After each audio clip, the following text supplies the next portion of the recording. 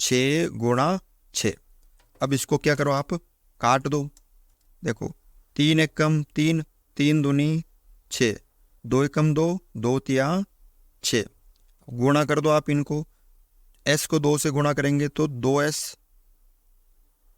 Plus 3 को t से करेंगे तो 3t बराबर 6 को 6 से करेंगे तो 36। ये आपका आ गया समीकरण नंबर 2।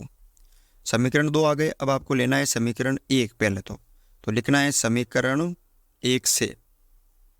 तो समीकरण 1 से, अब समीकरण 1 क्या है ये वाला आपको लिख लेना है। तो हमने यहाँ पे समीकरण 1 लिख लिया।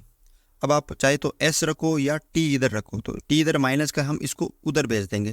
तो यहाँ पे क्या बचेगा, s बराबर 3, t इधर माइनस का था उधर गया तो प्लस का t।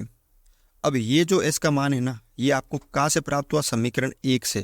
तो इसको कहाँ पे रखोगे आप, समीकरण 2 में रखना है। ठीक है, 1 से हमने प्राप्त किया तो इसको हम समीकरण 2 में रखेंगे। तो आपको लिखना है s बराबर 3 प्लस t समीकरण 2 में रखने पर।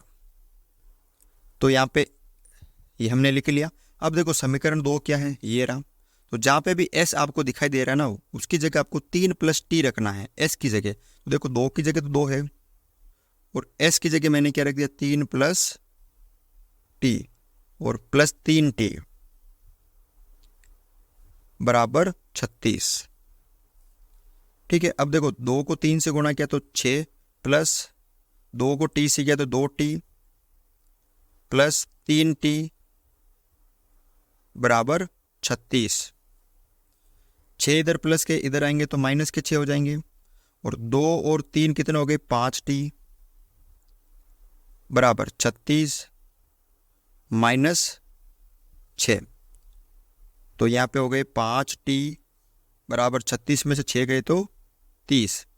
अब 5 इधर गुणा में तो इधर भाग में, तो t बराबर 30/5।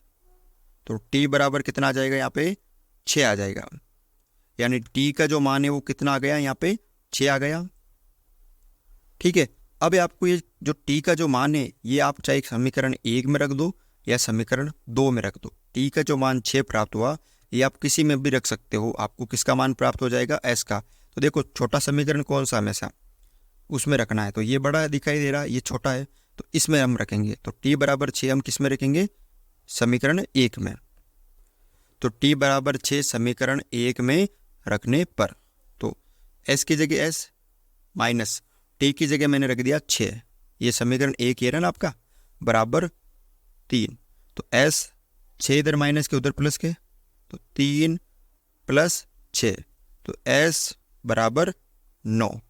तो देखो यहाँ पे s का मान कितना प्राप्त हो गया, हमें 9 प्राप्त हो गया। कितना प्राप्त हो गया, 9 यहाँ पे हमें प्राप्त हो गया। ठीक है, तो कर सकते हो आप इसको ऐसे, बिल्कुल सरल है।